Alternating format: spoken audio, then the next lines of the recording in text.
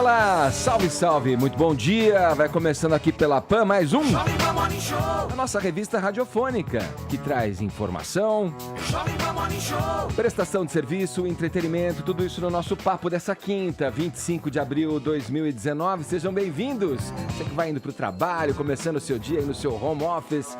Muito bom tê-los conosco, hein?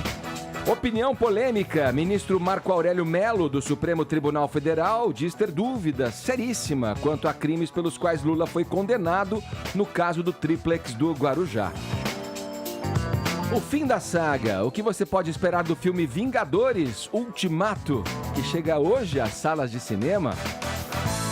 Conexão Repórter, um papo sobre jornalismo, fake news, política e sociedade com o premiado Roberto Cabrini. Tudo isso no Morning Show que está começando. E você aí do outro lado, nosso espectador, nosso ouvinte, é convidado especial. Vamos nessa. Bom dia, Paulinha. Bom dia, Edgar Piccoli. Tudo bem, queridona? Tudo ótimo, Ed. Como é que tá a nossa hash aí? Olha, já tá rolando aí a hashtag. Hoje a gente vai receber o apresentador do Conexão Repórter do SBT, o grande Roberto Cabrini. Demais. Ele tem muita história pra contar. Eu imagino que os ouvintes tenham várias perguntas também. Então, use a hashtag do programa, aproveite e tire a sua dúvida aí com o Roberto Cabrini. A hashtag é Cabrini no Morning, Edgar. Sou fã. Sou fã também, premiadíssimo repórter, incrível profissional. Você também, imagino, aí o nosso ouvinte, o nosso espectador, também queira perguntar para o Cabrini. Então, eu digo a você, fique à vontade. 11 931 17009. Envie perguntas aqui para o Roberto Cabrini, que é o nosso convidado daqui a pouquinho no Morning Show, beleza? 11 931 17009. No mais, você pode nos assistir pelo aplicativo da Jovem Pan, pelo portal jp.com.br e também pela nossa transmissão em nosso canal no YouTube, além das mídias sociais. Estamos no Instagram e também no Facebook. Passe pela nossa página, deixe o seu joinha que a gente fica feliz da vida, tá bom? Todo mundo convidado a passar a próxima hora e meia colado aqui na PAN, porque o Morning tá apenas começando.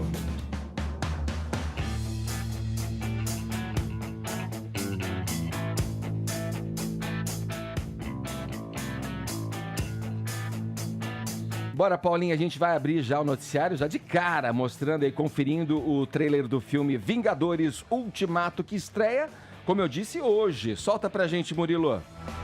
Ai, que eu já tô arrepiada. Podem ficar tranquilos que não tem risco de spoiler. Tô nervoso, Paulinha. Preocupação. Ninguém da equipe assistiu ao filme, então você pode ouvir aqui tranquilamente o que a gente vai dizer, porque não vamos dar spoiler. Agora tome muito cuidado mesmo, porque a pré-estreia começou ontem com salas lotadas nos cinemas de todo o Brasil. Então, estamos em contato com pessoas que já assistiram Vingadores Ultimato e que estão prontas para dar aquele spoiler, Edgar. E é bom garantir o ingresso antes, porque eu acabei de comprar meu ingresso pra primeira sessão desse dia num shopping. Você tem Paulo. privilégios. Não, consegui manipular ali meus horários todos pra isso, porque eu sou muito fã. Quase lotada uma sessão das 2h da tarde, a essa altura. Então assim... Vou dar uma dica já. Na home do site da Jovem Pan tem uma matéria explicando como é que você faz para fugir dos spoilers na internet, bloqueadores de hashtag, para você realmente ter a experiência de 3 horas imaginada pelos idealizadores, Edgar. 3 horas de filme. Então, eu posso dar um único spoiler. Não tem cena extra. Não vai ter Essa é a cena única coisa pós-crédito. que eu sei. Muita gente espera a cena extra. Os filmes da Marvel tradicionalmente reservam ali alguns minutos finais depois dos créditos com pistas para partes dessa trama, Edgar, que começou em 2008 com Homem de Ferro. Estamos empolgando. Né? Vai. Então, 2008, Homem de Ferro. Depois vieram tantos outros heróis da Marvel, mais de 20 filmes, sempre com pequenas pistas, trazendo ali ingredientes para quando eles se juntassem em Vingadores. O primeiro Vingadores, o Guerra Infinita, né? Aí eles se juntaram em Vingadores Guerra Infinita, a gente ficou conhecendo a Capitã Marvel recentemente.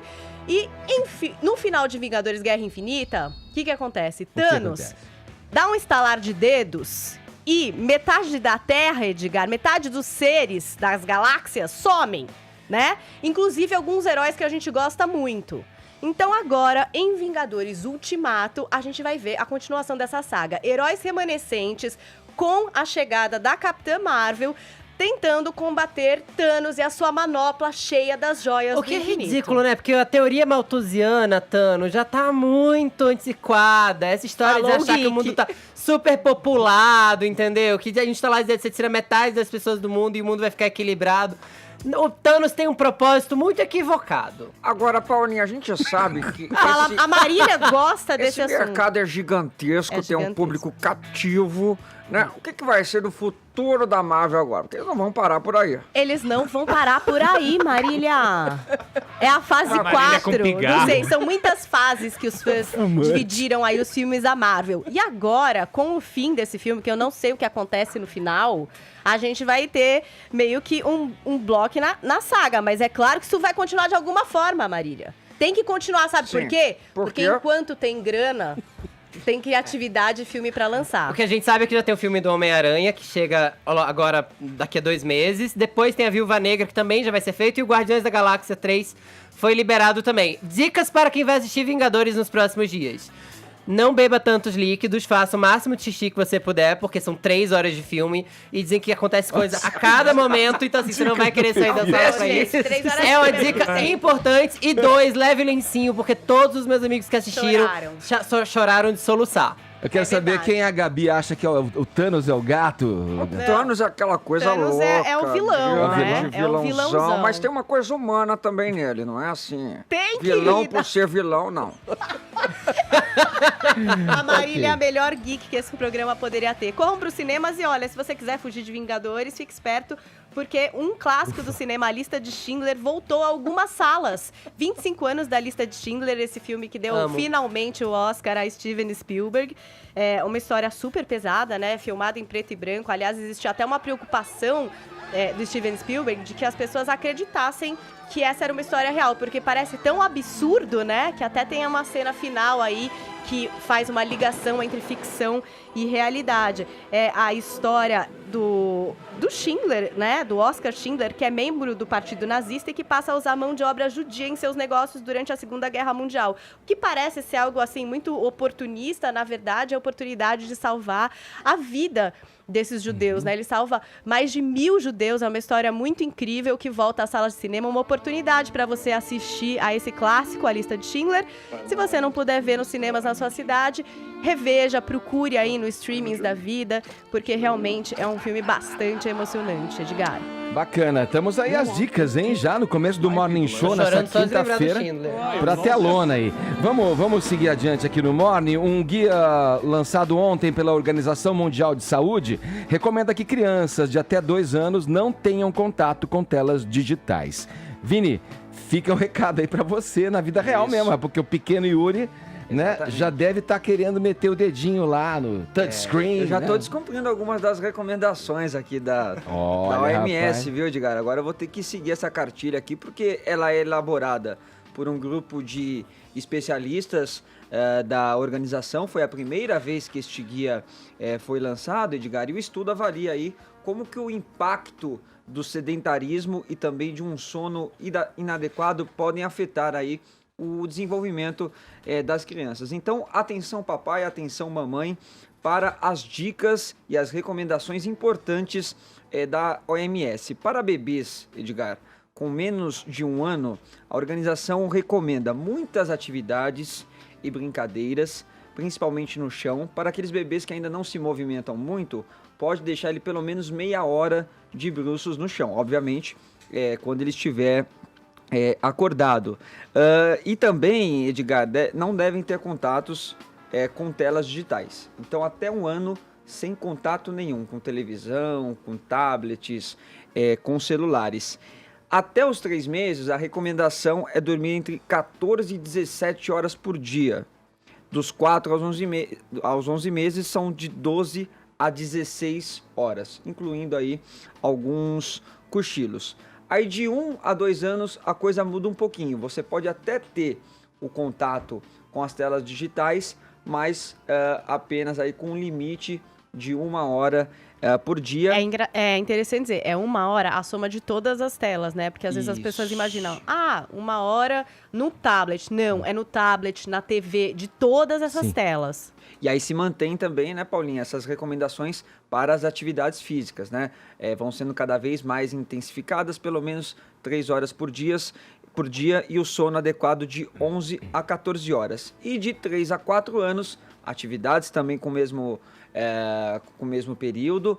Aí você pode dedicar até 1 horinha para uma atividade um pouco mais intensa, e o tempo de tela digital permanece o mesmo, 1 hora por dia, com um sono de 10 a 13 horas. Então essas são algumas recomendações aí, os papais e mamães devem ficar ligados, e também é importante para evitar o sedentarismo das crianças e dos próprios pais, né? Porque você tem que estar junto ali, incentivando, né? Motivando, né? Participando dessas atividades junto com os bebês.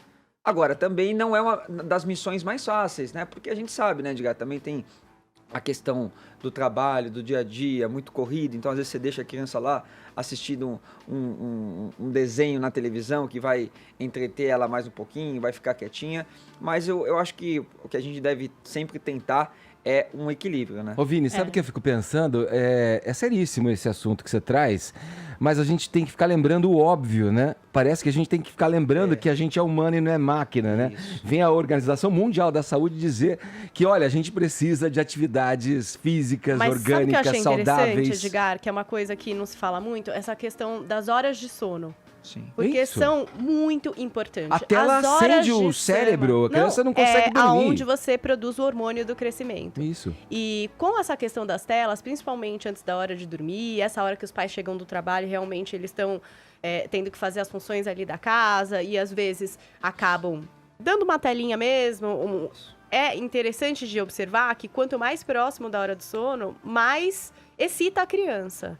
E às vezes prejudica esse tempo de sono que é tão importante mesmo, principalmente quando a criança já está um pouco mais autônoma. Quando ela é um bebezinho, é quase que automática essas horas de sono, aí a gente consegue controlar muito mais.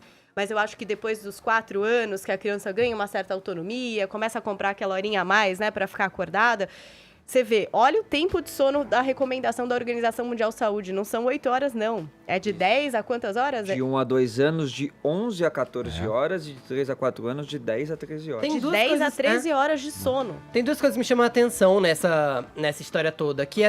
A gente não sabe os efeitos a longo prazo que essa tecnologia vai causar nas crianças de hoje. Porque a gente é uma geração analógica ainda, que beira a internet. Então a gente viveu num tempo em que a gente se concentrava, que a gente ponderava, que a gente tinha um momento de ponderação maior, de concentração, de ócio, inclusive. Até mesmo para leitura. Hoje em dia você vê, séries de televisão de 1 hora são consideradas muito longas, de meia hora também. Estão fazendo episódio de 15 minutos. Tudo é muito rápido. Se você pegar pouco tempo atrás, a gente tinha uma estafa física, cansaço físico. Sim. Hoje a estafa é mental. É mental, e a gente não sabe de como vai ser isso a longo prazo. Eu acho meio absurdo a gente parar pra pensar que um vídeo que a gente assista no YouTube pode ser considerado longo por ter 4 ou 5 minutos. Pois é. As pessoas querem vídeos de 30 segundos, de 40 segundos, porque tá todo mundo vivendo uma ansiedade coletiva. E a longo prazo isso não parece muito saudável, não. Há que se ter tempo pra fruir, pra poder se concentrar, pra poder ponderar sobre a vida, gente. Fazer nada também é importante. Fechou, Vini? Fechamos, Edgar. Vambora, vamos em frente. Então, vamos seguir aqui agora na política. O ministro do STF, Marco Aurélio Mello, disse ontem ter dúvida quanto a crimes pelos quais o ex-presidente Lula foi condenado no processo do Triplex no Guarujá. Vamos lá, Caio, bom dia. Como é que você recebeu essa fala? O que o ministro disse e o que ele deixou de dizer nessa afirmação? Um excelente questionamento, Edgar. O que ele disse e o que ele deixou de dizer que é mais importante. A fala exata dele, a citação é a seguinte: eu tenho uma dúvida seríssima quanto aos 2 crimes, né? Então ele está se referindo aí à condenação do ex-presidente Lula por corrupção e lavagem de dinheiro. Esses são os 2 crimes. Eu acho importante a gente começar aí pela cronologia, retomar as etapas aí da condenação do Lula, né? Então ele é considerado culpado primeiro, né? Obviamente em primeira instância, Justiça Federal, Operação Lava Jato, juiz Sérgio Moro. Ele apela da decisão só para ser novamente condenado, né? E considerado culpado em segunda instância. A gente está falando do Tribunal Regional Federal da 4ª Região, TRF4. Aí ele vai impetrar o habeas corpus preventivo, né, para não ser preso, que foi negado tanto pelo STJ quanto pelo STF. Por isso, ele é preso aqui em abril de 2018, não sem antes promover aquele comício vitimista e descumprir ordem judicial referente ao seu mandado de prisão, se encastelando lá no Sindicato dos Metalúrgicos. E aí, essa semana, a gente reportou isso aqui no Morning Show, após novo recurso, nova derrota no STJ, com a confirmação da condenação. Em sentença unânime, inclusive, né? Mas vamos continuar aí falando de fatos objetivos. O caso Lula Triplex, ele foi analisado e julgado, se você somar, por 20 juízes naturais. Então a gente tem o juiz Sérgio Moro, 3 desembargadores do TRF4, 5 ministros do STJ e 11 ministros do STF. Isso dá 20 juízes naturais. Dos 5 ministros do STJ, 4 foram nomeados pelo PT. Dos 11 ministros do STF, 8 foram nomeados pelo PT. A pena fixada, né, pela condenação é de 8 anos e 10 meses, né, pelos crimes de corrupção e lavagem de dinheiro. O que é importante dizer aqui? Em nenhum momento, em nenhuma dessas 3 condenações, houve questionamento a respeito de autoria ou materialidade dos crimes. Então, trocando em miúdos, houve corrupção, houve lavagem de dinheiro, foram praticadas por um corrupto. É por isso que ele está hospedado na suíte gourmet da Superintendência da Polícia Federal lá em Curitiba. E aí um último fato que é muito importante, voltando a falar do ministro Marco Aurélio. Ele é contra a execução provisória da pena, Edgar. Ele vai votar, quando isso voltar a plenário, né, lá no STF, ele vai votar contra, já declarou isso, vai votar contra a prisão após julgamento em segunda instância. Então, por ele, o Lula já estaria solto. Olha a frase dele aqui na entrevista para Andréa Sadi na Globo News, abre aspas, a maioria vai se formar no sentido, sob a minha ótica, de homenagear a Constituição Federal. É verdade, isso que o ouvinte está escutando é a realidade desse ministro. A gente vive num país em que soltar corrupto é homenagear a Constituição. Mas voltando aí para a dúvida seríssima dele, do Marco Aurélio, ele continua, ele coloca esse questionamento. Houve apenas a corrupção ou houve corrupção e lavagem de dinheiro? A lavagem de dinheiro, ela pressupõe você dar uma aparência legítima por uma vantagem patrimonial indevida, certo? Agora eu te pergunto, Edgar, ao aceitar propina na forma de benfeitoria a um imóvel, que está no nome aí, vamos dizer, de terceiros laranjas, o que fez o ex-presidente se não disfarçar essa vantagem com uma fachada de legalidade?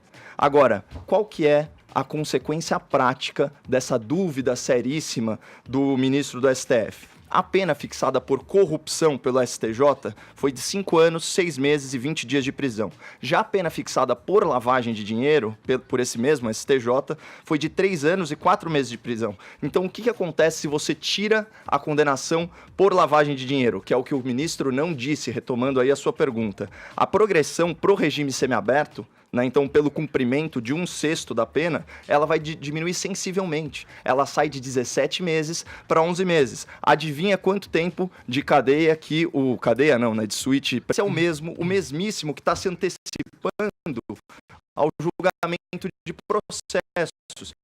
E ele está questionando, não é uma, não são 2, são 3 condenações mediante análise de prova.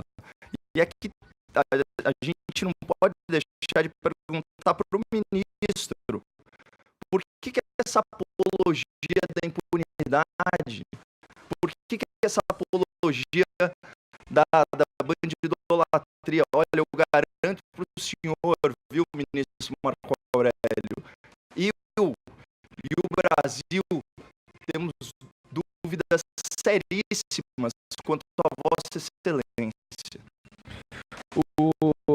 Caio, só uma pergunta, aliás, é uma dúvida, porque é um assunto complexo.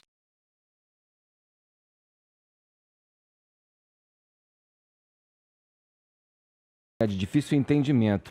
Parece que tem nisso tudo que você fala com relação ao posicionamento expressado nesta dúvida aí do ministro Marco Aurélio Mello, uma dupla condenação para um mesmo, por exemplo, ele tem lá corrupção e lavagem de dinheiro, né? Quer dizer, ou você é enquadrado em uma em um dos crimes ou em outro. E teria havido a condenação dupla, uma em cima da outra. Até que ponto isso faz sentido?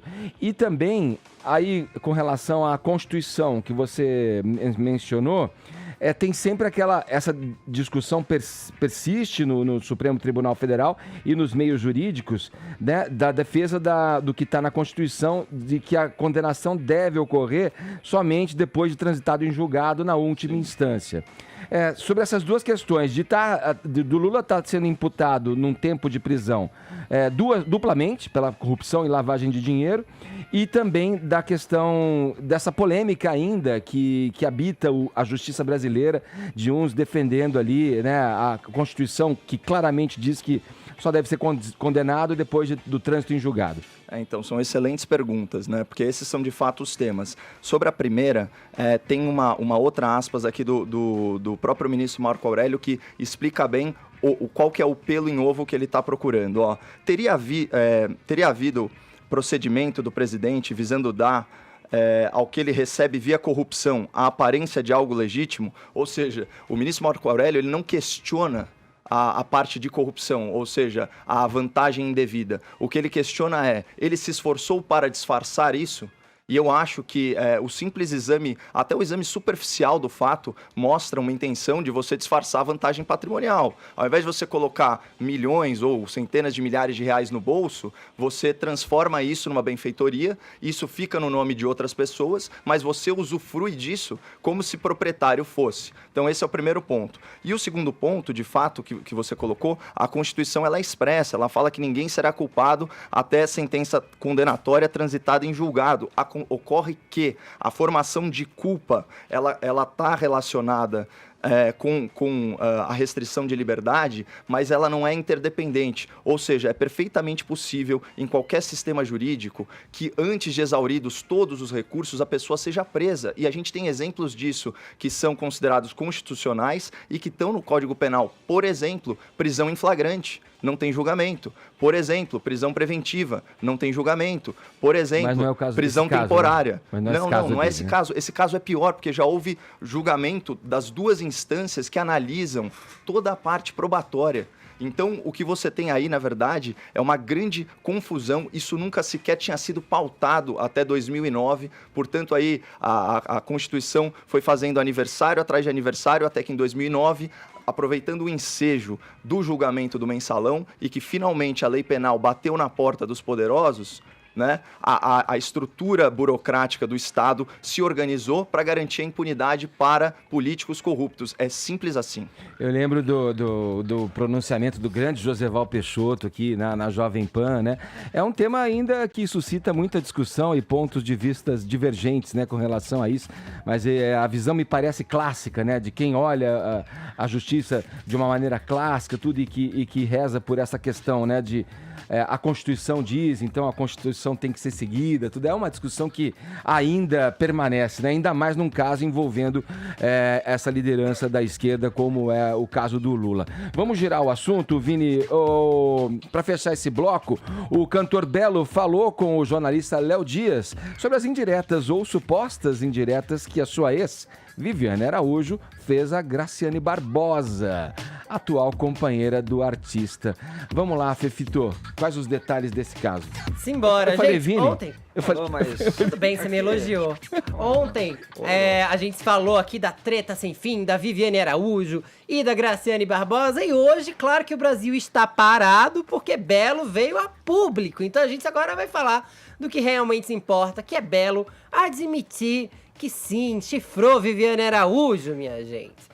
O fato é que a Viviane Araújo tinha cantado uma música do Soweto um tempo atrás. Ontem ela cantou, foi vista aqui no Morning Show cantando Qualidades de Vida da Simone e Simaria, falando de ex, mandando lá pra casa do seu Carvalho. E aí, a Graciane Barbosa também já tinha dito que ela de santa não tinha nada, que ela também teria traído o Belo e que a própria Graciane não teria sido pivô de nada, porque o Belo tava com outra mulher na época. Fato é que Belo veio a público, conversou com o Léo Dias e disse que foi muito deselegante a Viviane Araújo fazer isso, que tudo bem ela cantar e tudo mais, mas que assim, né, já tá superado, ele já reconheceu tudo que ela fez por ele nos tempos difíceis e que o relacionamento está no ponto final, mas ele fez questão de dessa vez limpar a barra de Graciane Barbosa. A gente tem um áudio, um trecho desse áudio, vamos analisá-lo. Eu não quero entender. Eu não consigo entender, cara. Eu nunca fiz mal nenhum a ela, assim. E se fiz, cara, foi lá atrás. É uma coisa que a gente já botou um ponto final no relacionamento, né? Não é sobre música que a gente tá falando, não é sobre nada disso. Porque eu acho que música ela tem o direito de cantar, até legal. Até gosto, como a minha esposa, a Graciane, falou. É bom, isso é bom pra mim também. Esse negócio do carnaval foi uma coisa já muito complicada. Porque a Graciane teceu um elogio pra ela, né? Começou no carnaval quando a Viviane falou: quem bate, esquece, quem apanha, não. Então, mas eu não consigo entender isso até hoje. Por quê? Porque bate o quê? A Graciane nunca fez nada pra Viviane. Aí a gente foi entender isso, né? Porque a Graciane sempre foi apontada como a pivô da separação. E ela não foi a pivô. Então, aí é o que eu tô falando. Aí muita gente vai e ataca. A Graciane não tem nada a ver com o ponto final do relacionamento de Belo e Viviane Araújo. Só pra rapidamente entender. Você traiu a Viviane com outra mulher e a Viviane traiu você. Foi isso? Cara, eu traí ela, olha só. Eu traí ela sim com outra mulher, mas não é a Graciane. E ela sabe disso. E ela te traiu? Nenhum de nós não somos santos, né? Nós não somos santos nessa relação. E você foi traído, Belo? Entendeu? Então, é uma coisa que é o seguinte, que eu não posso afirmar isso porque eu tava vivendo naquele momento, né? Tá. Eu não afirmo isso. Ou seja, Olha só. ele deixa no ar que pode ter havido uma troca de... um chumbo trocado aí. Sabe-se lá, o fato é que Belo finalmente admitiu que sim, traiu Viviane Araújo, não foi com a Graciane. O Brasil agora pode dormir tranquilo, porque essa história parece estar a caminho de uma resolução. Mas eu só te digo uma coisa, Belo. Ah, que bom. Quem leva o chifre não esquece, meu filho. Então, mas aí tem uma E ela coisa. comprovou o seu chifre. A mágoa, ela é real. Não adianta tentar apagar o passado, Belo. Mas Que aí tem uma mundo, hein? coisa, tem uma frase dele que é importante, que é quando ele fala, e ela sabe disso. Quando fala que a Viviane sabe que ele não traiu ela com a Graciane Barbosa. Então, a mágoa da Viviane, se ela realmente sabe disso, tem que ser com o Belo, não com a Graciane. O meu problema com essa história toda é que Eu o acho que tem Belo que virar fala de si mesmo na página. terceira pessoa, que nem o Pelé. A Viviane tem que virar paz, sabe por quê? Reparei isso. A Viviane é uma atriz bem-sucedida, novela das 8, rainha de escola de samba, entendeu? Um mulherão, não precisa disso, vira a página, seja Ô, feliz. Edgar, Eu concordo, Vini. você que é mais experiente, o que é isso aí na barriga da Graciane? Meu, um tanque. Gominhos! Gominhos! E eu não sei quem é a não tô Graciane. familiarizado. Eu não sei quem é a Graciane e quem é a Graciane Viviane. é de gente. branco, a É Viviane a é de mesma preto. mulher, vocês estão querendo enganar. Não são, não. São bem diferentes, inclusive. Belo Um podia beijo ter pras alegado duas. isso, inclusive, que confundiu. Achou que era a mesma Não é, mulher. Paulo. Mas eu concordo com o Vini, deixa pra trás, Viviane. Deixa a Graciane comer os 200 e tantos ovos dela, deixa o Belo cantar o Derê. Vai pra novela das 9, você tá arrasando. Um beijo. Agora tem mais um depoimento aqui acerca da reforma da Previdência. A Jovem Pan tá com uma campanha mostrando depoimentos de entusiastas da reforma. Vamos ouvir o Luiz Fernando Furlan, que é chairman do LIDE. Previdência ou morte. Quer dizer, parodiando Dom Pedro lá atrás, né? Porque eu acho que devido a essa conscientização cada vez maior, e a Jovem Pan é um excelente exemplo disso, a grande massa da população está convencida de que realmente precisa mudar. Aqui tem gente que está interessada em fazer o Brasil crescer, sair desse marasmo que nós estamos aí há vários anos, gente que está disposta a investir, criar empregos, né, a exportar mais. Nova Previdência. Justa para todos. Urgente para o Brasil. Olha aí, você Previdência pode... ou morte. Opa, você pode interagir também, participar dessa reflexão. Eu gostei dessa frase, previdência Nossa, ou gente, morte. meio... Uma coisa meio imperialista, não? Monárquica. Vamos lá, você pode interagir também com a gente. Encorajo você a dar a sua opinião pelo canal especial para isso, para falar da Previdência aqui da Jovem Pan, que é o 11 974 65 1630. 11 974 65 1630. Agora 10 horas 32 minutos, horário de Brasília. Jovem Pan Morning Show, Jovem Pan Morning Show, Jovem Pan Morning Show. Jovem Pan Morning Show. Nosso convidado de hoje já ganhou os mais importantes prêmios destinados aos jornalistas do Brasil e prepara um livro sobre os bastidores de suas grandes reportagens. O programa que ele comanda no SBT há quase 10 anos, o Conexão Repórter, acaba de ser mais uma vez laureado com o Troféu Imprensa. Nesse período foram 1.300 minutos como líder na audiência, sucesso de público e crítica. Roberto Cabrini costuma dizer que a sua melhor reportagem será sempre a próxima e que o objetivo maior de seu trabalho é fazer as pessoas refletirem. Cabrini, uma honra mais uma vez te receber aqui no meu período de Morning Show. Se eu não estou enganado, é a segunda vez que eu tenho a oportunidade de te receber e te dar mais uma vez as boas-vindas a este programinha de rádio. Bom dia, Edgar. Bom dia, Paulinha. Bom dia, Fefito. É um prazer muito grande estar aqui com vocês. Me sinto um membro da tribo porque acompanho o trabalho de vocês. Vejo que é um programa descolado, com muitas opiniões e que analisa de uma forma totalmente livre, sem preconceitos, procurando soluções, mas ao mesmo tempo não sendo nada careta. É um programa descolado e eu me identifico muito com isso. Eu sou fã, acho que vocês fazem... Hã? Tô nervoso, eu sou fã. Enfim, me sinto muito à vontade com vocês aqui. Esse é o resumo da ópera. E compõe a nossa equipe aqui para fazer a menção nessa abertura. O Vini. Vini estava aqui já. Vini. O Vini, eu conheço o Vini. O Vini estava. Da outra vez que você veio.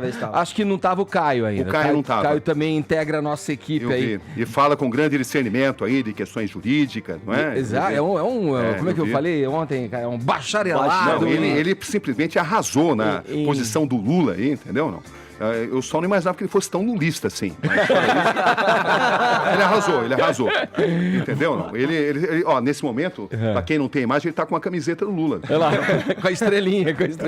Não, mas ele é um cara que tem notável saber, isso é indiscutível, e apresentou com grande maestria, e mostrou toda essa questão que a gente tá atravessando nesse momento, né? Que é o excessivo número de ministros que foram indicados pelo Lula, e a gente sabia que mais cedo ou mais tarde, o que a gente tá assistindo iria acontecer, né? E ele mostrou isso com muita picardia, muita descontração. Picardia. Os do STF ali, né? Exatamente. Ô, Cabrini, vamos lá, vamos engrenar aqui no nosso papo, falando aí já diretamente de jornalismo, né? A gente vive um momento abarrotado aí de fake news, né? Com críticas e ataques à imprensa. Muitas vezes de outros veículos de imprensa ou quadros da imprensa criticando a própria imprensa aí com dimensões, com demissões em redações. São momentos onde a gente observa aí vários... Mas tem ótimas notícias também. Por exemplo, se eu fosse diretor da Cruzoé do Antagonista, eu daria uma medalha e contrataria o Alexandre de Moraes e contrataria o Toffoli como diretor de marketing.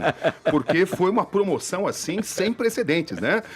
Eles jamais poderiam e deveriam ser tão promovidos como foram e com méritos, porque são sites, são publicações importantes, né? Mas eu acho que eles devem um favor bem grande ao Alexandre de Moraes em termos de divulgação. E o Alexandre de Moraes, evidentemente, perdeu tempo, né? Para dedicar questões mais importantes para o país. Mas você, então, diante desse quadro que eu coloco aqui, já que a observação, a gente colocar luz, né, no jornalismo, é descobrir as coisas e saber o que está acontecendo e qual é a verdade daquele ato, daquele fato. Como é que você vê o jornalismo hoje? Em alta ou em baixa? Uma vez que temos aí, através, inclusive, e em decorrência dessa democratização das mídias, né, das plataformas digitais, que acabou catapultando muita gente a se considerar apta a comentar e falar e dar uma opinião. Edgar, vejo aspectos positivos e vejo aspectos negativos preocupantes. Vamos a eles. Vamos começar pelos negativos. Vejo uma excessiva partidarização das coberturas. Eu não consigo assistir a uma análise do governo Bolsonaro sem que ela seja automaticamente contaminada por pessoas que são da direita ou pessoas que são da esquerda. Ou ele será excessivamente valorizado, ou ele será excessivamente desvalorizado, e esquecendo-se do mérito da questão, dos atos centrais. Corrupção não é um privilégio da esquerda, não é um privilégio da direita, é um desvio de conduta da humanidade. O aspecto positivo é que eu vejo a política sendo discutida como jamais foi no país, com consequências importantes. Eu vejo irmãos se distanciando, porque há uma intolerância que foi criada. Parece que a gente não conseguiu se distanciar da época das eleições. Parece que a gente continua vivendo a época das eleições, onde pessoas se distanciam por posicionamentos políticos divergentes. Isso é muito grave. Mas, por outro lado, o Brasil precisa de discussões. Não é simples você desideologizar a cobertura jornalística, mas a gente precisa disso. A gente precisa analisar o mérito da questão. Qual é o mérito da questão? 13 milhões de desempregados. Perfeito. A gente precisa tratar disso, porque senão a gente vai ficar andando em círculos. Acho que a gente está prestes a um momento muito salutar, que é uma lavagem de roupa do PSDB, que vai, de certa forma, inviabilizar essa discussão, essa retórica cansativa de que o PT é excessivamente visado, que ele é injustiçado. O Brasil precisa de uma lavagem de roupa de todos os partidos. E, diga-se de passagem, pouca coisa vai sobrar. Deixa eu só, vou passar para a roda, Fifito, só para não perder a chance, para seguir um pouco ainda nesse teor aqui dessa pergunta que eu fiz, essa primeira. E não sou candidato a nada, diga-se de passagem. Você falou de um ponto ainda que me parece que está ligado à questão do presidente ainda ter atitudes e agir de uma maneira a considerar que ele ainda está em campanha. Você parece uma criança no tweet, né? Muito senhor. Seus tweets. Mas peraí, isso é o filho ou é o pai? Os dois. Eu acho que o verdadeiro Jair Bolsonaro é o Carlos. Não, mas é o que eu quero... Na minha opinião, o Carlos fala o que o Jair gostaria de dizer. Que não pode, pelo fato de ser presidente. Sim, mas o que eu queria dizer é que essa atitude do governo em não largar a campanha e não virar a chave para que olhe de uma maneira republicana, enfim, estou no governo, agora vou olhar, porque governo para todos e não só para quem votou em mim, né? Uhum. A minha pergunta é o seguinte, isso não é, na tua visão também, esse clima de animosidade dentro da própria imprensa não é alimentado por essa posição do governo? E aí eu te pergunto, como é que você encara como jornalista, trabalhando num grande veículo de comunicação, essas críticas à imprensa que são recorrentes, feitas pelo próprio presidente Bolsonaro e pelos seguidores, pelos filhos, aí já que você citou o Carlos Bolsonaro. Posso emendar a minha pergunta? Porque eu ia falar justamente disso, Ed. Você falou que a cobertura está contaminada tanto por um lado quanto pelo outro, concordo, mas também tem linhas editoriais muito claras em seus veículos. O que é salutar para a democracia. Exatamente. Como lidar com essas linhas editoriais? E existe imparcialidade, de fato, numa cobertura política? Eu acho o seguinte, haverá imparcialidade desde que você tenha o direito do contraditório, né? Toda crítica, ela tem uma outra visão também, tem um outro viés. Você colocando todas as visões, você está fazendo um jornalismo. Eu digo isso em todos os veículos. Eu acho que o Brasil precisa, nesse momento, falar menos de Olavo de Carvalho e mais como se fazer a reforma da Previdência. O Brasil está com a sua economia travada, ela precisa ser destravada, porque senão não vai haver uma solução para o desemprego, não vai haver uma solução para a atração do capital internacional e a gente fica perdendo tempo com alegorias, com coisas que não conduzem o país a nada. São discussões aparentemente interessantes, mas o que essa discussão do Mourão com o Carlos Bolsonaro produz e benefício para o país? É bacana para a gente discutir. Nós, jornalistas, adoramos. Eu faço minha culpa, né? O Morning Show é muito bom. O Morning Show é muito bom. A gente tem existido em função disso. Não, sem dúvida. Sem dúvida. Mas para o país precisa... Se não aprovar a reforma da Previdência, mesmo que seja desidratada, o país vai andar em círculos. Mas você não acha que o Olavo tem uma influência muito mais do que decorativa nesse governo? Acho que ele tem uma grande influência, sim. Indicando ministros importantes. Acho que se ele não tivesse tanta influência, nós não veríamos em apenas 100 dias de governo já 2 ministros caindo, entendeu? O Gustavo Bebiano e o Ricardo Vélez. E tem um que não sabe se porque não caiu ainda, poderia ter sido evitado. Do turismo, né? Tá cheio de ministro que está, mas não é mais, né? Só não caiu o Mourão porque é indemissível. Exatamente, mas vai cair. Já foi o Mourão, bem-vindo à realidade. Olha, eu acho que está mais do que claro, né?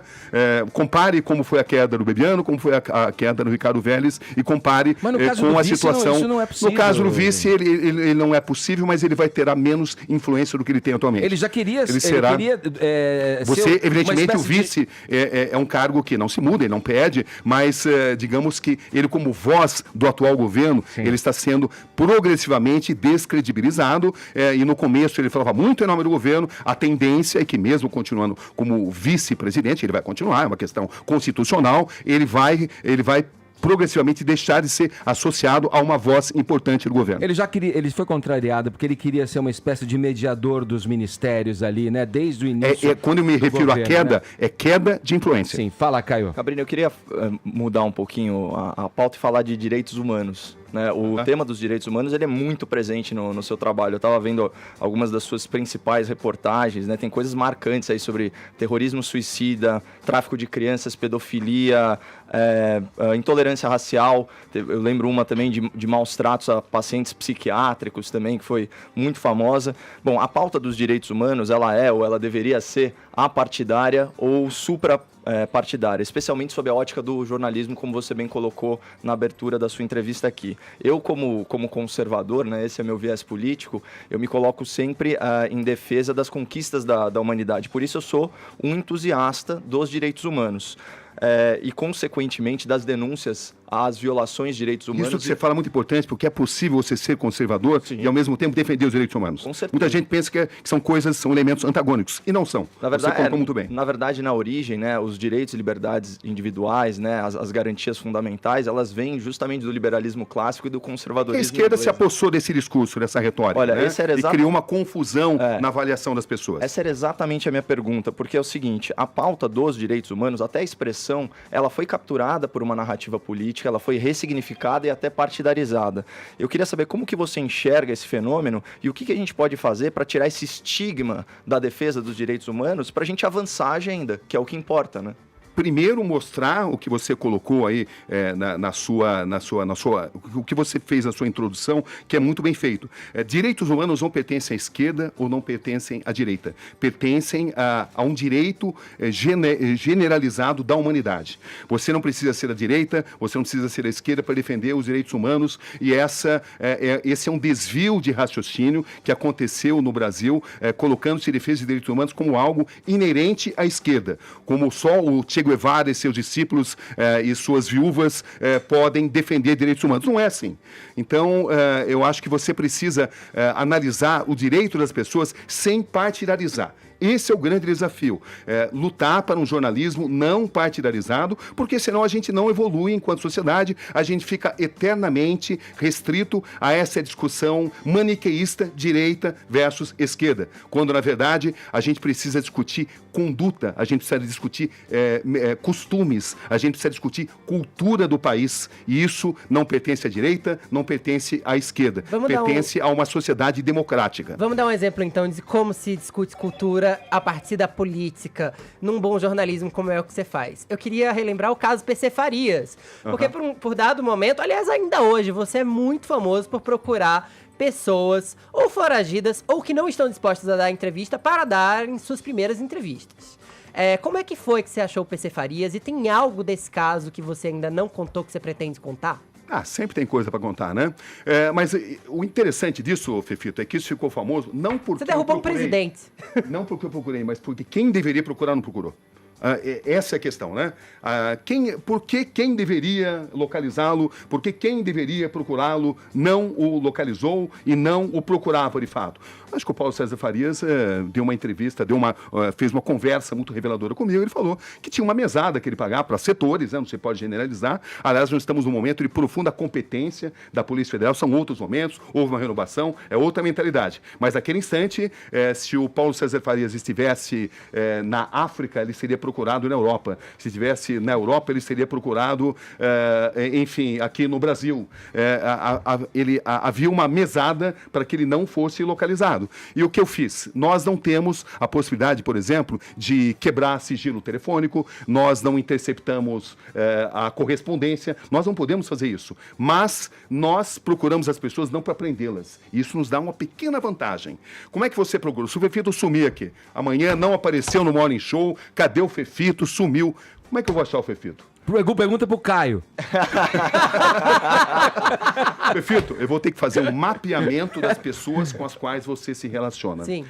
Fugir custa muito dinheiro. pessoa gastar muito dinheiro para fugir. E mais cedo ou mais tarde, Deixa a rastros. sensação de impunidade faz com que as pessoas deixem rastros. As pessoas cometem erros. Se o fugitivo não cometer erros e tiver recursos financeiros, ele não será localizado. Mas, com o tempo, a sensação de segurança, a sensação de impunidade faz com que as pessoas cometam erros. E é com os erros que você as localiza. No caso do Paulo César Farias, eu vou tentar fazer uma pocket versão aqui, né? Porque se eu contar aqui, a gente não faz outra coisa, a não ser falar como eu achei o PC Farias, mas foi cruzando, né? Cruzando os passos das pessoas que cuidavam das atividades, os passos das atividades dele na Europa, com uma denúncia que surgiu de uma moça que trabalhava numa imobiliária e que ninguém dava atenção para ela e que para mim fez sentido, porque era uma reforma feita em condições muito estranhas na Europa, a pessoa não podia aparecer, e eu descobri num determinado momento que a pessoa que estava pagando as despesas era a mesma pessoa que eu estava monitorando, ou seja, eu consegui cruzar informações. Você conseguiu mudar o rumo do país, você derrubou um presidente. Eu diria que eu dei a minha contribuição, que é o que a gente tem que fazer, né? A gente não pode dar assim uma avaliação tão prepotente. Eu acho que a gente deu uma contribuição para esse processo de democratização. O Brasil precisa disso, né? O Brasil precisa de uma imprensa atuante. Recentemente eu fui proibido, por exemplo, de entrevistar o Adélio sob o ponto de vista não poderia prejudicar aí as investigações. O Brasil precisa de diferentes visões. Ele precisa tanto da visão da polícia, que muitas vezes faz um grande trabalho, mas o próprio trabalho da polícia pode e deve ser monitorado pela imprensa. Então, quando você tem a oportunidade de entrevistar o Adélio, você tem condições de saber se a investigação está sendo bem feita, se não está havendo um desvio de ótica. Eu acho que muitos argumentos são usados para cercear o nosso trabalho, cercear o fato de a gente poder investigar. Tem muita gente no Brasil que acredita que a imprensa não deve investigar.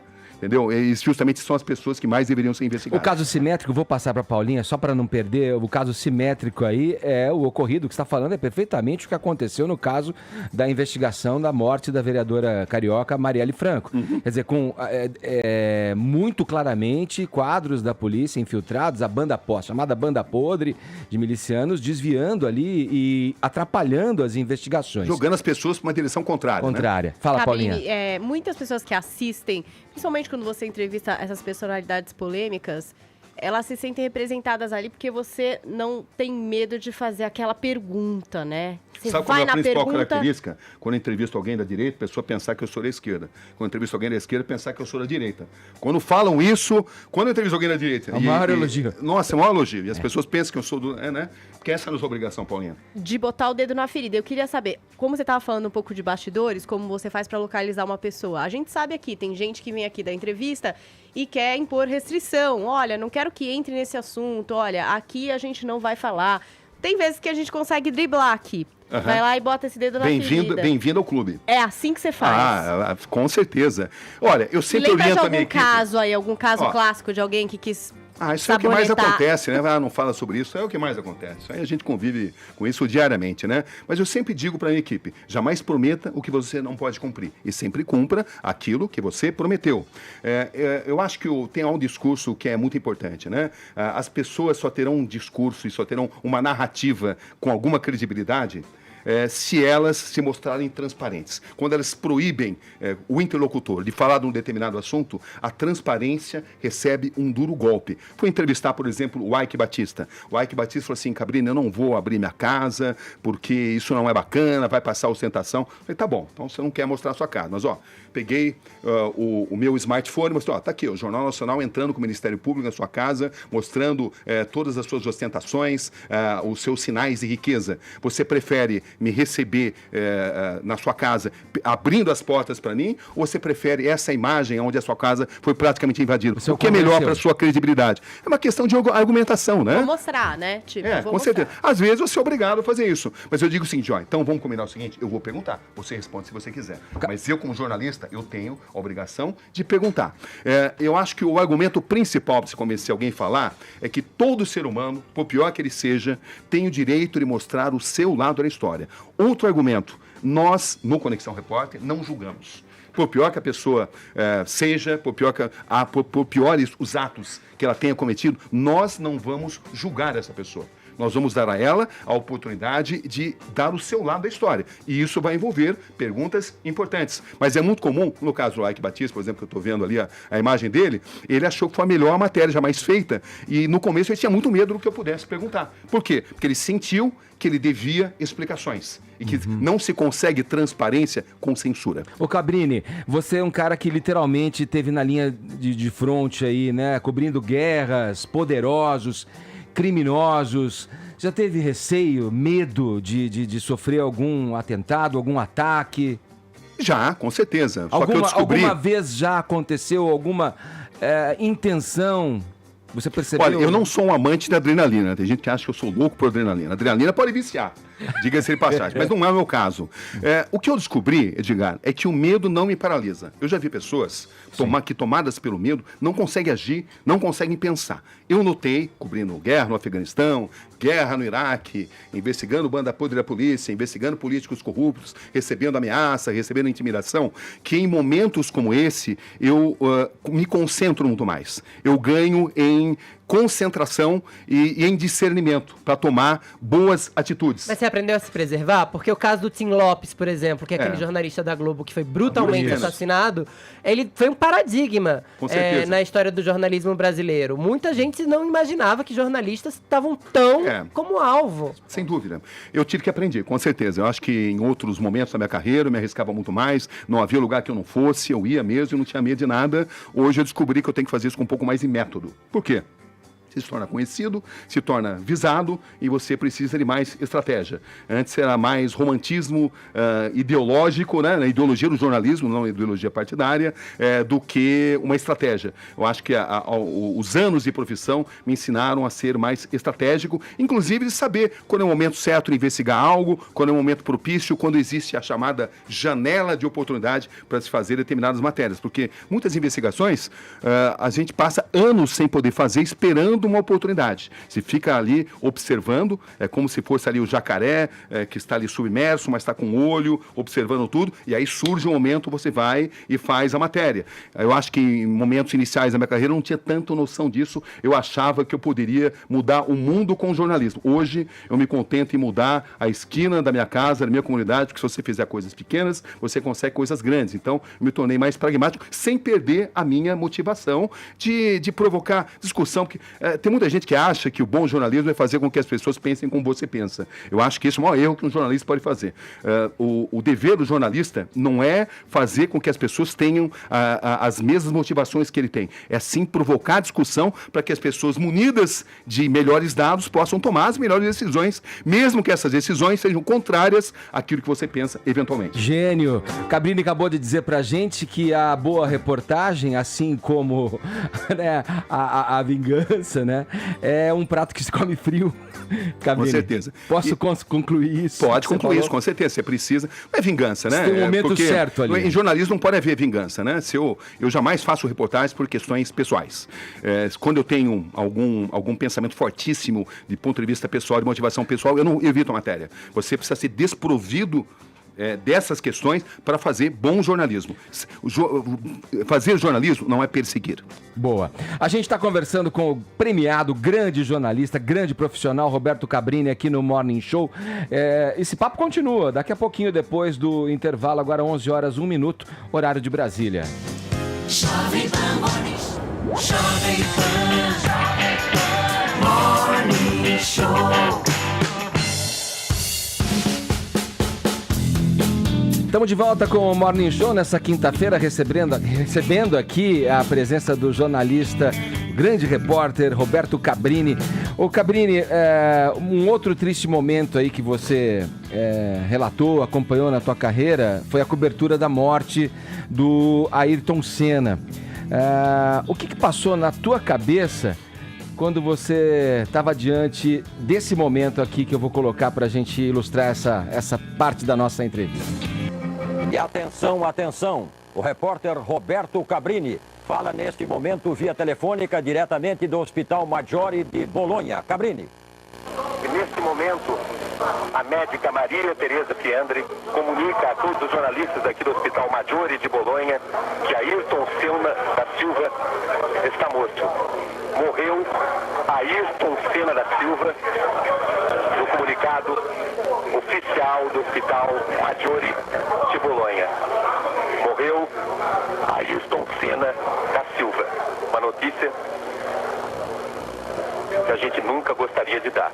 Morreu Ayrton Senna da Silva.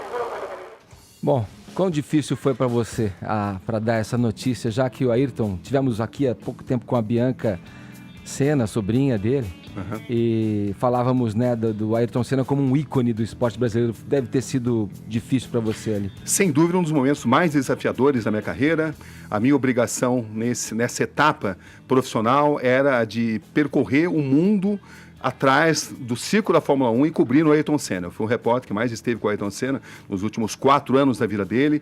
Tinha um relacionamento muito próximo a ele. Ele jamais me impedia de fazer as perguntas que tinham que ser feitas. Ficava, às vezes, meio bravo, meio emburrado, mas entendia o meu trabalho. E eu o admirava muito. A gente teve grandes momentos descontraídos, momentos de amizade, e eu estava visivelmente abalado. Mas, ao mesmo tempo, eu sabia que eu não podia perder a precisão das informações. E era todo um fim de semana sombrio, que começou na sexta-feira com o acidente do Rubens Barrichello, passou pelo sábado com a morte do Roland Ratzenberger, que o próprio Senna me chamou e falou: Cabrini, ele morreu na pista. Só que essa notícia não pode ser divulgada, porque pela lei italiana, quando acontece um sinistro, quando acontece uma morte, o evento tem que ser sumariamente interrompido. Ou seja, a corrida que matou o Ayrton Senna não deveria ter sido realizada. Eu até hoje estou convencido que ele morreu na pista, quando tem aquele espasmo muscular. Ouvi várias pessoas que também concordam com isso. Eu fui um dos primeiros jornalistas a chegar no Hospital Maggiore, sabia o caminho de Colle Salteado, sabia todos os labirintos do hospital, pelo fato da cobertura dos dias anteriores. E quando eu cheguei, eu tive a nítida impressão que ele estava morto, que os médicos que davam sucessivas entrevistas coletivas divulgando uma piora no estado de saúde dele, estavam apenas adiando o inevitável, que era o anúncio da morte.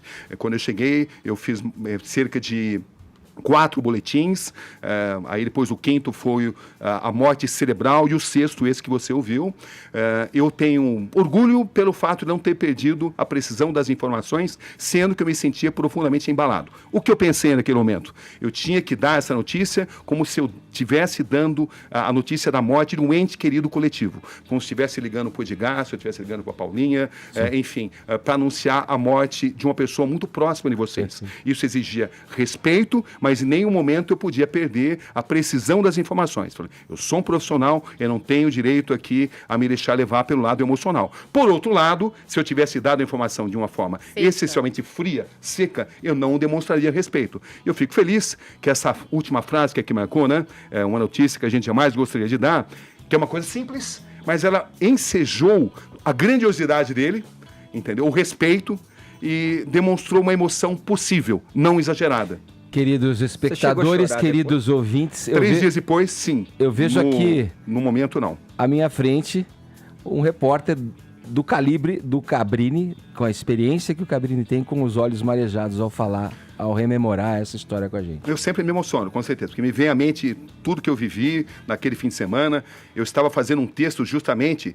Eu fico até arrepiado quando lembro disso, sobre os perigos da Tamburello. Você vê como as coisas são, né? Sim. É interessante porque havia toda uma névoa naquele grande prêmio. A minha matéria para o Esporte Espetacular, não do Jornal Nacional, ia ser sobre quanto a Tamburello representa de perigo. E eu ia entrevistar o Senna sobre a Tamburello, se ele não tinha medo, que era justamente uma curva que já tinha vitimado o Nelson Piquet, outros acidentes já tinham acontecido, e a pauta principal era a Tamburello. E no momento onde o Senna dirigia um carro nervoso, ele havia me confidenciado que o carro estava desequilibrado, por isso ele se permitiu fazer concessões, por isso ele se permitiu fazer um remendo na barra de direção, para que ele tivesse mais conforto, foi feito um remendo. Não há acho que houve culpa de ninguém, faz parte da corrida, ele estava consciente, coisas assim acontecem sempre na Fórmula 1. Mas, ao mesmo tempo, na Fórmula 1 existe uma manipulação. Qual é a manipulação que aconteceu? Eu vou te dizer. Durante tempos se negou a existência da câmera do on-board, a câmera do dentro do carro. Eu que consegui revelar isso porque eu tive a confirmação da existência dessas imagens com várias fontes. Quando confrontei o Bernie Eccleston sobre isso, ele acabou admitindo, não, tá certo, você tem razão, mas isso levou 20 dias, uma coisa que devia ter sido liberada à noite. Sim. Demorou 20 dias. Só que, curiosamente, essa imagem do on-board camera, ela é interrompida segundos antes do impacto. Ou seja, com uma explicação de que o diretor de imagens cortou para um outro acidente que estava acontecendo, que não convence em absoluto. Ninguém aceita essa explicação. E muita gente acha que essa imagem existe e que eventualmente poderá ser divulgada. Sim. Mudando um pouquinho de assunto... Talvez aqui no Morning Show. Mudando um pouquinho de assunto, eu gosto muito das suas matérias, das suas reportagens, quando você faz dentro dos presídios, você entrevista aí bandidos dos mais sanguinários possíveis. Semana passada, inclusive, a história de um ex-foragido. Mas eu queria saber a sua opinião sobre a criminalidade no Brasil. Nós temos aí 60 mil homicídios, nós temos as cadeias superlotadas, né? Tem a questão agora do pacote que o Sérgio Moro está querendo lançar aí. Tem algumas críticas, como licença para matar para os policiais, favorecimento a milícias. O que você está achando desse momento da criminalidade no Brasil? Vejo uma distorção de ótica grave e importante. Essa construção da narrativa nós contra eles. Eu acredito que durante anos se criou uma sociedade onde nos guetos não existem possibilidades de ascensão. É claro que os seres humanos eles são feitos de escolhas. Você pode crescer num ambiente totalmente desfavorável e ser honesto. E você pode crescer num ambiente totalmente favorável e ser desonesto. E aí existe o grupo maior, que é o grupo da boiada, que vai aonde a boiada percorrer. Eu acho que a visão que existe aí sobre a criminalidade no Brasil é a de que a gente só vai conseguir, de fato, atacá-la quando nós criarmos oportunidades nas grandes fábricas de criminosos, onde existe uma inversão total de valores, onde existe uma ausência do Estado, o que não justifica a escolha das pessoas. Quando a pessoa opta pelo crime, ela tem que responder pela opção criminosa que ela tomou. Ela precisa ser condenada. Mas, ao mesmo tempo, eu acho que a sociedade se brutaliza quando prega um sentido de vingança. Eu acho que a principal missão de uma prisão não é apenas a da punição, também é da punição, mas é a da reabilitação. Quantos presos que estão nesse momento no sistema podem ser reabilitados? Você acredita Quem é que está preocupado? reabilitação? Acredito, para determinadas pessoas. Existem presos que jamais serão reabilitados. Psicopatas não podem ser reabilitados, ponto. Como é que a gente resolve isso? Com acompanhamento psicológico. Tem pessoas que, por melhores as oportunidades que elas recebam, por tratamentos que elas possam fazer, elas sempre vão voltar ao crime. Mas eu não vejo um cuidado de se seguir, de ter um acompanhamento com essas pessoas para se identificar quem pode ser reabilitado. Por que isso é importante? Porque essa pessoa que poderia ser reabilitada e não foi, ela vai ganhar liberdade, ela vai ser ostensivamente assediada pelos criminosos, não vai encontrar oportunidades, que eu mostrei na matéria passada, e o que vai acontecer? Ela vai voltar ao crime e vai matar o seu filho, vai matar o meu filho, ela vai ser um tiro no pé da sociedade. Então, eu acho que precisa de uma visão humanística sem que isso significa premiar a impunidade.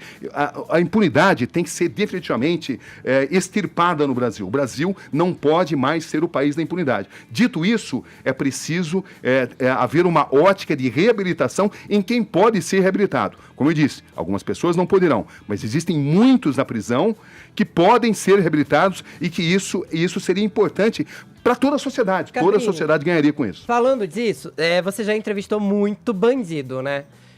Deve ter sido, inclusive, criticado por ter dado espaço para bandidos, porque, enfim, há no Brasil pessoas que veem tudo preto no branco, né? Não veem o Shades of Grey ali, não veem as cores cinzas, não acham que sobre isso eu tenho uma história bem interessante para contar. Dar uma outra versão. Você já se arrependeu de alguma entrevista? E conta a sua história aí. Jamais, jamais. Eu acho o seguinte, havia um secretário de segurança, que não vou dar o nome aqui, que ele dizia, olha, quando você entrevista ali as pessoas do PCC, você está glamorizando o crime, para depois se descobrir tempos depois que essa pessoa tinha ligações incestuosa com o crime organizado. Então, para ela não era interessante que criminosos pudessem fornecer dados... Vai que falassem dele, né? Então, eu acho o seguinte... Eu totalmente discordo da existência de pessoas que não têm o direito de se manifestar. Isso seria praticamente ignorar ou menosprezar o livre-arbítrio da sociedade. Se você entrevista um criminoso, isso não significa diretamente que a pessoa vai ser influenciada por aquilo que ele disse e vai se tornar um criminoso. Pelo contrário, se você deixa de mostrar o que essas pessoas pensam, você glamoriza muito mais e você não dá à sociedade o direito de se defender contra ela. A melhor forma de se defender como um criminoso é saber como funciona a mente dele. E, filosoficamente, eu acho que todo ser humano, sem exceção, tem o direito de apresentar a sua história, sem exceção. Como é que você viu o caso do Lula, por exemplo? Dias Toffoli agora liberou a dar a entrevista e tal. Tinha aquela polêmica que foi negada, a entrevista que a Folha solicitou na época ainda da campanha. Isso poderia suscitar ali alguma vantagem política ali. Como é que você viu esse caso? Passou da hora dele poder falar. Por que ele não pode falar? Entendeu? Não tem... Por que as pessoas temem tanto do que ele vem a falar? O Brasil precisa superar essa fase. O Marcinho VP falou, o Marcola... Por que as pessoas temem tanto que ele vai falar e vai mudar todo o país e que a política vai mudar? Eu acho que a gente precisa superar essa fase de achar que o Lula precisa ser isolado, não pode se manifestar. Ele pode se manifestar como qualquer pessoa. Você não pode menosprezar o senso crítico da sociedade. E como eu disse, filosoficamente, todo ser humano tem que ter o direito de apresentar a sua história e você tem que confiar na visão crítica da sociedade e fornecer informações para que ela veja o outro lado da história. Claro que você tem que entrevistar o Lula fazendo as perguntas críticas, as perguntas pertinentes. Você não vai fazer um viva Lula, você não vai se preocupar em pavimentar o caminho. Exatamente. Você não vai partidarizar a entrevista, né? Cabrini, sobre esse tópico, né? Você falou já aqui sobre a transparência como um valor maior, não só do jornalismo, mas também da interação humana. E eu até anotei uma citação sua: não se consegue transparência com censura, né? Então, a liberdade de pensamento, de expressão, de imprensa, inclusive, são os direitos fundamentais, como a gente falou lá sobre os direitos humanos no primeiro bloco. E, na minha visão, essas garantias, elas estão sob ataque em duas frentes distintas, né? Primeiro, você tem uma frente sociocultural, que é o politicamente correto, que é uma patrulha que literalmente coloca uma mordaça social nas pessoas por se expressarem ou por expressarem seu livre pensamento. E aí também tem uma censura de fato política e judicial. Você trouxe muito bem aí à baila aquele caso do STF censurando a Cruzoé e o site O Antagonista, independentemente da propaganda gratuita que foi feita, mas também teve a ordem de prisão a um humorista, né, o Danilo Gentili, que imagina o absurdo de você colocar alguém na cadeia por uma suposta injúria a um agente público. Eu queria saber, na tua opinião, a liberdade de expressão, ela está sob ataque no Brasil? E eu queria saber se você é um crítico ou um entusiasta dessa cultura do politicamente correto. Nenhum país se atrasa por excesso de informação. Toda a sociedade está sob risco quando a informação é cerceada. Por que tanto temor que determinadas pessoas se manifestem? Por quê? Nós estamos ainda tão infantis assim que não temos discernimento? O Brasil, ele tem assim, tendências de retomada da Idade Média, de caças bruxas, a época onde as pessoas não podiam se manifestar, onde havia censura de imprensa. E eu acho até que, falando de censura, existe a censura governamental, existe a censura empresarial, mas a pior forma de censura é a autocensura. É aquela que está na nossa cabeça, na cabeça do jornalista, que você parte do pressuposto que você não pode ousar. Nós precisamos de mais informações, de mais entrevistas e não de menos. A gente tem aqui a participação do ouvinte, Cabrini, queria dividir com você aqui, eles estão perguntando. Tem aí, Murilo, solta pra gente o WhatsApp, por favor. Alô, tá aí, Murilo? Você mandou lá? Aí. Sem áudio, manda o áudio pra gente, tá sem áudio. Ainda sem áudio. Estamos sem áudio, Murilo. Bom dia, galera do Morning Show, que é o Júnior Lozano. Um abraço aí pro Cabrini. Infelizmente, não acontece só com a gente também. Volta lá do início, vai. Bom dia, galera do Morning Show, que é o Júnior Lozano. Um abraço aí pro Cabrini. Uma das reportagens que eu mais gostei dele aí foi uma que ele fez no Nordeste aí. Uma cidade muito precária lá, onde o prefeito não foi eleito. E ele teve a malvadeza aí de esconder a lancha das crianças lá. As crianças estavam indo de uma forma muito precária aí, mas ele foi atrás e achou aí, foi show de bola. Um abraço. Olha lá, vamos lá. Muito obrigado. Essa matéria se chama Filhos dos Coronéis e ela mostrou toda a manipulação do coronelismo que ainda resiste em várias partes do Brasil, onde as pessoas tomam os bens públicos como se fossem parte das propriedades delas próprias e manipulam toda uma sociedade onde pessoas pobres eram obrigadas a irem em barcos onde elas se arriscavam todos os dias, enquanto a lancha ficava ancorada exatamente no porto ali do Coronel. Do Coronel. No Pier do Coronel. Tem outra pergunta do ouvinte. Tá aí, Murilo? Não tá. Posso transmitir vai lá, então, Edgar? Vai lá, Vini. É da Ana Lúcia. Ela perguntou para você, Cabrini, se você sentiu sinceridade na entrevista com a Cláudia Cruz, mulher de Eduardo Cunha. Eu tenho como norma jamais julgar os entrevistados. Se eu julgo uma pessoa e eu a convenço a me dar uma entrevista, eu automaticamente me sinto sem o direito de julgar a sinceridade ou não. É um compromisso que eu assumo com as pessoas. Porque eu acho que seria um estelionato profissional eu prometer à pessoa isenção, fazer as entrevistas e depois julgá-las. Claro que eu tenho o meu pensamento. Mas a partir do momento que ela me recebeu, que ela aceitou me dar uma entrevista, eu não me sinto no direito de julgar se ela foi sincera ou não. Ô Cabrini, a gente infelizmente está com o nosso tempo esgotado, mas eu vou lembrar o grande Abujanra, o Antônio Abujanra, e falar alguma coisa que a gente deveria ter te perguntado e não te perguntamos, Cabrini. Olha, eu acho que a conversa aqui é descolada, a gente poderia ficar muitas horas, que sempre vai haver, né? Toda entrevista que eu faço, eu sempre, eu devia ter perguntado isso. Tô sabendo que você tem um projeto de biografia, você conversa sobre ele lá no SBT, inclusive. Eu gosto muito de biografias, né? O Conexão, ele aborda muitas biografias. A gente procura fazer um programa onde a gente tenta conciliar relevância com popularidade e as biografias dão fôlego para a gente fazer as matérias investigativas. Eu não consigo fazer uma grande matéria investigativa toda semana. Então eu intercalo temas e as biografias que são uma grande paixão, né? Porque não existe vida que não dê um livro, não existe vida que não renda um documentário. Cabrini, é assim que eu acho. Eu queria agradecer aqui, em nome de toda a Jovem Pan e da nossa equipe, essa grande entrevista, esse grande papo mais uma vez. Obrigado por ter aceitado o nosso convite de estar aqui nessa manhã. Eu que agradeço, acho um barato, sou fã de vocês. Continuem batendo essa bola, porque vocês tornam o país muito mais democrático. A democracia brasileira seria profundamente pobre sem a Jovem Pan, sem o Morning Show. Aí sim, claro que gosta. Cabrini, obrigado, viu? Um abração pra você. Mais sucesso ainda. Tamo junto. Agora, 11h25, horário de Brasília. Jovem Pan Morning Show. Ó, o Cabrini tá aqui, ainda trocando ideia. Eu não quero que ele vá embora.